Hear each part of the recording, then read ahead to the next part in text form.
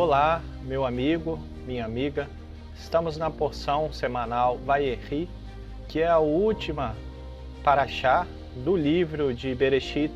A leitura, meu amigo e professor de hebraico, Paulo Sérgio, do primeiro verso do Zohar, a semente da energia dessa paraxá. ויחי יעקב בארץ מצרים 17 שנה. אמר רבי יוסף, ליבה חמה בנבואה, במצרים טבעון בנוחי, בחמה גלבן. הדחה ויד עידנה בכנשיכה. Obrigado, meu amigo, pela leitura. A tradução seria: Yaakov viveu 17 anos na terra do Egito. Bereshit 47:28. Rabino Yossi disse: o coração de Yaakov viu, através da profecia no Egito, que seus descendentes sofreriam muitos exílios. A saber, ele viu todos os exilados, desde então até agora, até o fim e o tempo da vinda do Mashiach. A frase "e ele viveu", segundo a Kabbalah, segundo o Zohar, é um código de que Yaakov atingiu um nível elevado de profecia, de conexão com a unidade divina, com a espiritualidade. E esse acontecimento, onde ele atingiu esse nível, foi no Egito, foi durante a sua estadia no Egito, que também é um código que representa a negatividade e o material, a existência física.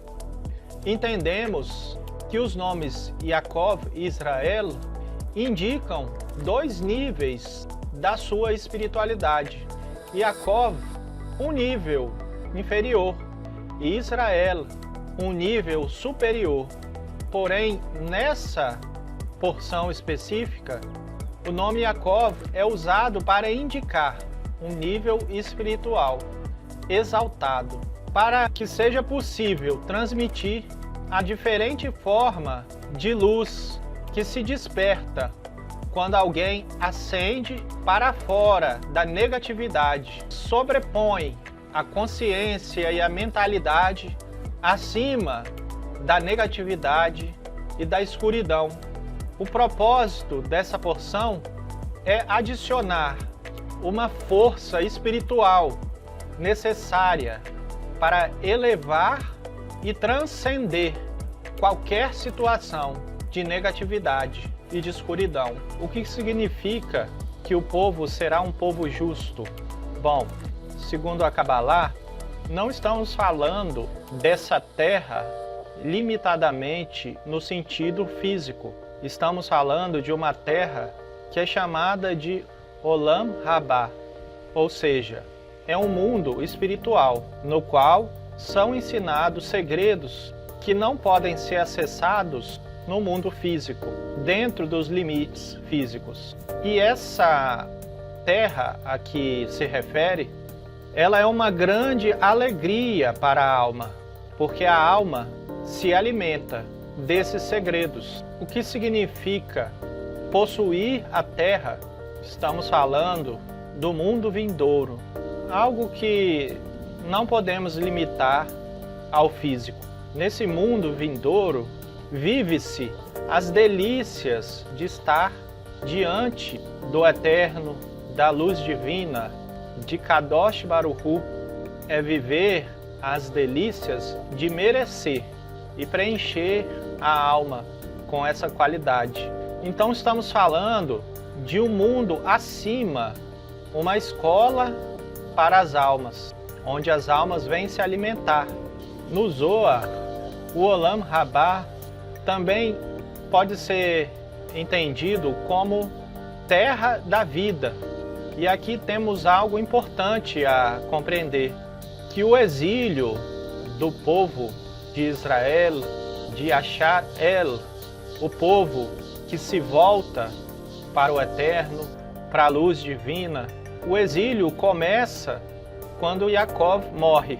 Então, podemos entender que todo o tempo que Yosef viveu como faraó e que Jacó viveu no Egito, não havia exílio.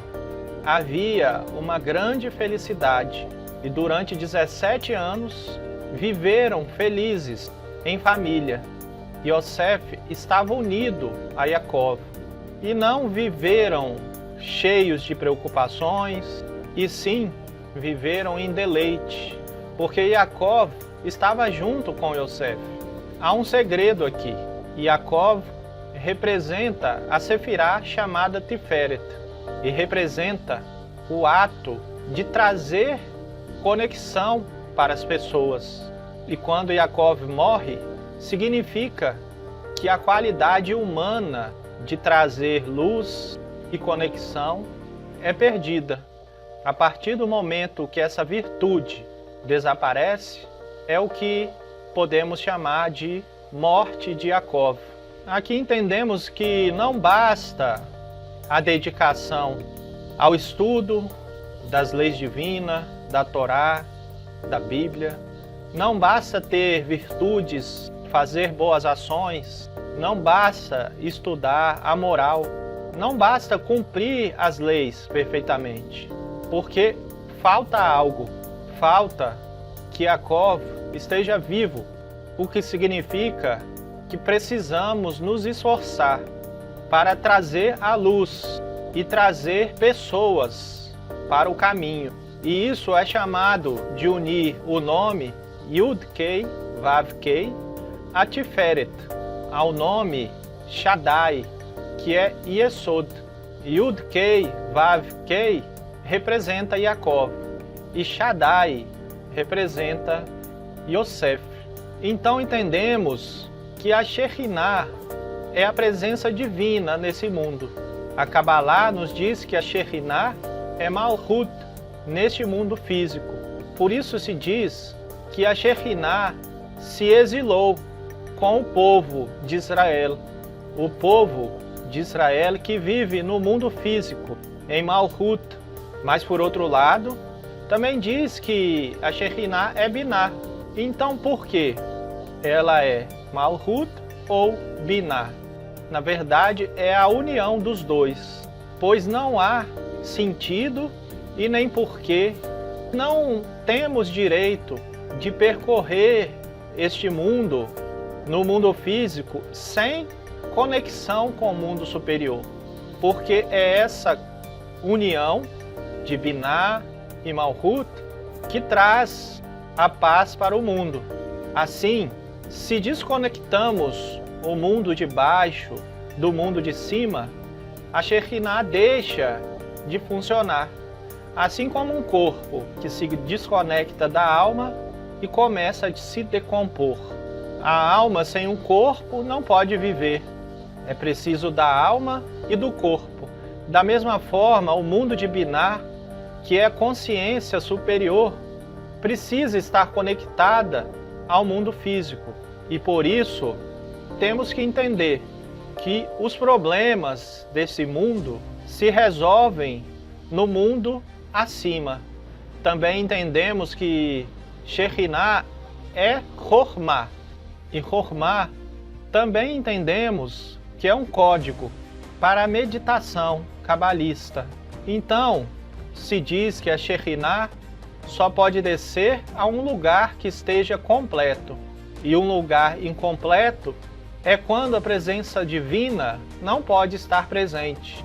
Então, a presença divina está presente apenas quando percebemos o agir em nossa vida, de milagre em milagre, que acontece como uma sucessão de milagres e não uma sucessão de fatalidades. Isso só pode ocorrer em um lugar completo. E o que é um lugar completo? É um lugar onde há alegria, pois onde há tristeza, a Shekhinah não pode estar presente. Por isso que vemos muitos tzadikim que vivem alegres, muitos senhores sábios que vivem contentes e não param de sorrir, de dançar, pois sabem o porquê. É preciso saber o porquê. pois quando se está triste, acontecem motivos para se estar triste, mas quando se está contente, acontecem motivos para se estar contente. Então, mesmo que tenhamos problemas, precisamos encontrar motivos para ficar contentes. Procurar uma desculpa para se sentir alegre e feliz.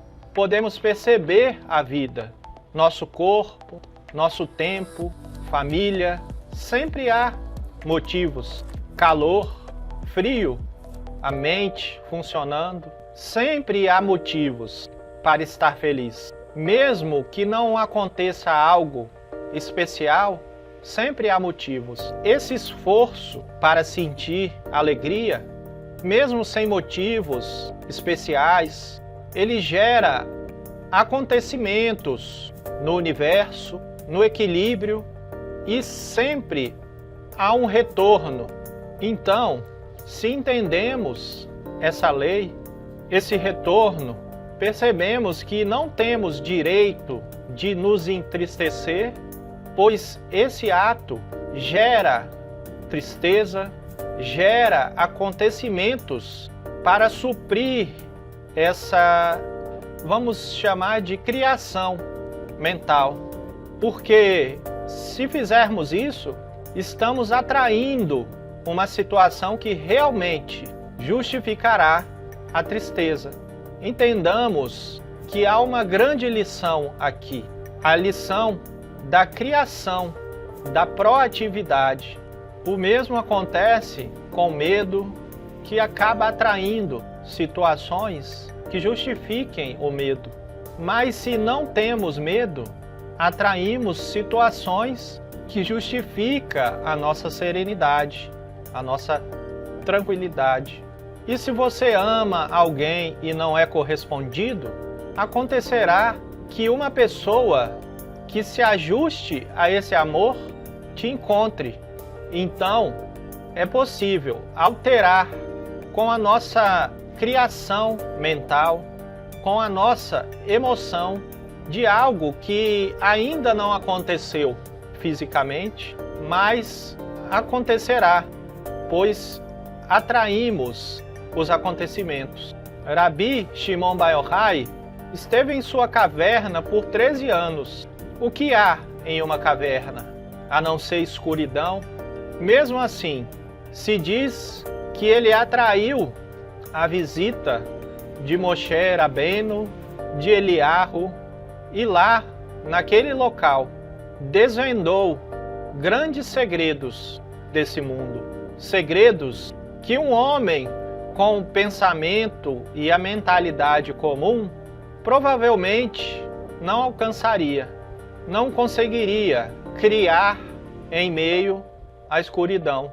E no momento em que o rabino Shimon Bar Yochai saiu da caverna, houve um decreto nos céus, uma autorização para revelar os segredos do Zohar, da Kabbalah, pois ali ele adquiriu as ferramentas para manipular o Tikkun, o que também podemos chamar de karma. Também temos um segredo na Kabbalah. Por exemplo, conhecemos as palavras Jardim do Éden. O que significa esse Jardim do Éden? O rabino Abraham Abulafia dizia que Gan Eden deveria ser escrito Ad Nagen. Ele trocou as letras. Ad Nagen significa e até que soe para você, até que entenda, porque normalmente não entendemos o mundo, mas no Gan Eden, Ad Nagen, existe essa compreensão. Então, a partir do momento que estamos buscando essa compreensão, já estamos nesse fluxo, já começa a fazer sentido. E Hakadosh Baruch Hu só entra no Gan Eden, ou seja, só nos inspira para que entendamos apenas se houver homens ou mulheres que saibam penetrar nos segredos da Kabbalah. O que isso significa? Que Hakadosh Baruch Hu entra no Jardim do Éden. Significa que não apenas você compreendeu, mas que ele o inspira a compreender ainda mais, cada vez mais, através da elevação da consciência e conexão com a luz divina e a sabedoria superior. Essa é a mensagem, a reflexão cabalista para essa semana. Eu agradeço a sua atenção e peço que compartilhe esse link, esse canal, com as pessoas que você considera e que podem ter interesse nesse tipo de conteúdo. Muito obrigado.